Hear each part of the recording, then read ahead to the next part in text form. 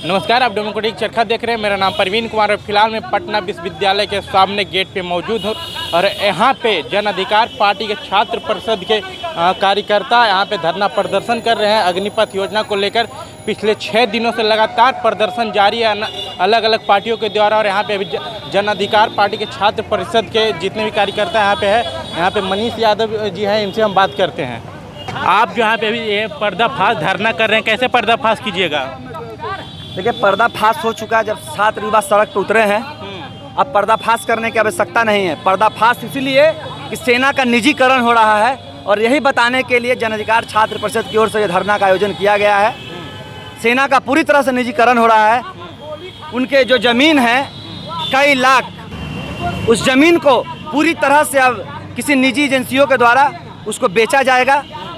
आप देख सकते हैं कि जो सेना का वर्कशॉप है दिल्ली वाला, उसको प्राइवेट एजेंसियों के हाथों दे दिया गया है। तो पूरी तरह से अब नरेंद्र मोदी जी ने बैंक बेच रहे हैं, रेल बेच रहे हैं, LIC बेच रहे हैं, सब कुछ बेच रहे हैं। अब सेना को बेचने की बारी आ गई है। सेना इसलिए बिकेगी कि अंबानी और अडानी ने बहुत बड़े बैंक को खरीद लिया, रेलवे को खरीद लिया है।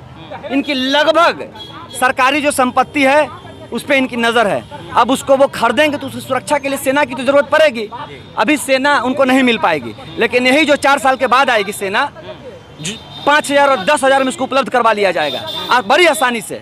तो समझिए कि देश को बेचने के लिए और उस जो बिकेगा उसकी सुरक्षा के लिए सेना की आवश्यकता होगी। लेकिन वो सेना देश की सेना नहीं, प्राइवेट सेना होगी जो अंबानी और अडानी के पास होगी। इसीलिए सेना का निजीकरण किया जा रहा है। इसी के खिलाफ छात्र युवा आक्रोशित है और इसी के खिलाफ वो सड़कों पे हैं। और जब तक इस योजना को और सेना के निजीकरण को वापस नहीं लिया जाएगा, तब तक हम छात्र और युवा ऐसे ही बिहार भर में, देश भर में घूम कर अग्निपथ योजना, अग्निवीर योजना का विरोध करते रहेंगे। हमें आप लाठी मारिए, गोली चलाइए, जेल भेजिए, नहीं डरेंगे। इसी तरह से हम लोग इस योजना का विरोध करेंगे। भाजपा के जो नेता है लोग बोल रहे हैं कि 4 साल के बाद आपको भाजपा कार्यालय में गार्ड की नौकरी देंगे, इस पर क्या कहिएगा?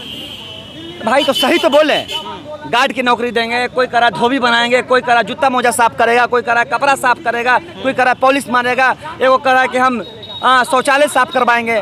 सही बोल रहे हैं, यही तो करना पड़ेगा। 4 साल के बाद हमारे पास रोजगार नहीं होगा, हमारे पास पैसे नहीं होंगे, हम क्या कर पाएंगे? बहुत सही बोले हैं। हम उनके बाल बच्चे का गेट का दरवाज़ा खोलेंगे, हम उनके बाल बच्चों को सल्यूट मारेंगे, हम उनके घरों का फर्श साफ करेंगे।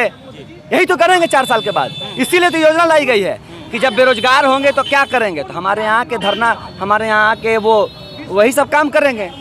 हम स्पष्ट छात्रों से अपील करेंगे, भाजपा कार्यालय से लेकर प्रखंड स्तर तक के भाजपा के नेताओं के घरों के आगे धरना दीजिए।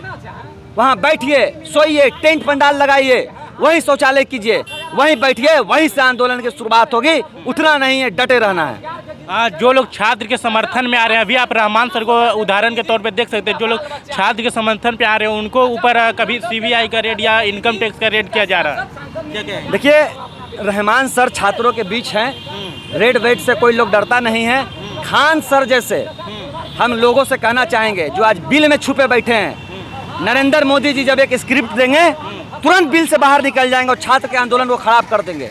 इन जैसे टुटपुंजियों शिक्षकों की वजह से हमारा देश में छात्र आंदोलन और जो छात्रों का भविष्य बर्बाद करता है उसके खिलाफ आंदोलन नहीं हो पाता है। हम सभी छात्रों से अपील करेंगे कि ऐसे खान सरों के बातों में ना आए, इस आंदोलन को मजबूत बनाए। ये लोग को पैसे और ED का डर अगर दिखा दिया, CBI ने इन लोगों को घेर लिया, तो ये छात्रों के बीच आएंगे कि इस आंदोलन को छोड़ दीजिए। इसके खिलाफ पे सड़क पर उतरिए, ऐसे शिक्षकों के खिलाफ में। और जिन पे ED और CD का रेड पड़ रहा है उनके साथ खड़े होने की अभी ज़रूरत है हम लोगों को। जी, क्या नाम है आपका?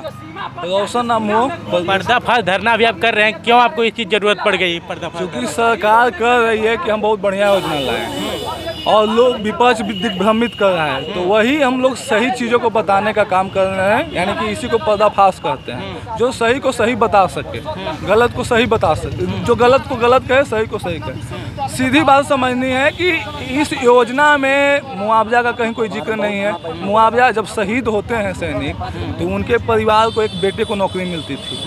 आजीवन जब तक जीवित रहती हैं उनकी पत्नी, तब तक उनको पेंशन दिया जाता है। लेकिन इस योजना में ऐसा कहीं कुछ जिक्र तक नहीं है। सोच लीजिए। तो हम लोग का सरकार से सीधा मांग है कि ऐसी योजना को वापस लीजिए, और नहीं तो हम लोग आजीवन ऐसे ही धरना करते रहेंगे और इससे भी बड़ा आंदोलन करेंगे। हाँ, जो सरकार पक्ष में वो लोग कहती है कि विपक्ष के लोगों के द्वारा छात्रों को भड़काया जा रहा है दंगा करने के लिए। ये सरकार तो शुरू से इस सरकार के रीजन में अगर सही दिखाइए और सही के विरोध, अगर गलत के विरोध में अगर धरने पे बैठिए तो या तो आप आतंकवादी हो जाएंगे या नक्सली हो जाएंगे या कुछ भी ये सरकार कर सकती है। तो उससे हम लोग को डर वर नहीं है, हम लोग छात्र के साथ खड़े हैं और छात्र के लिए हम लोग मरने मिटने के लिए तैयार हैं।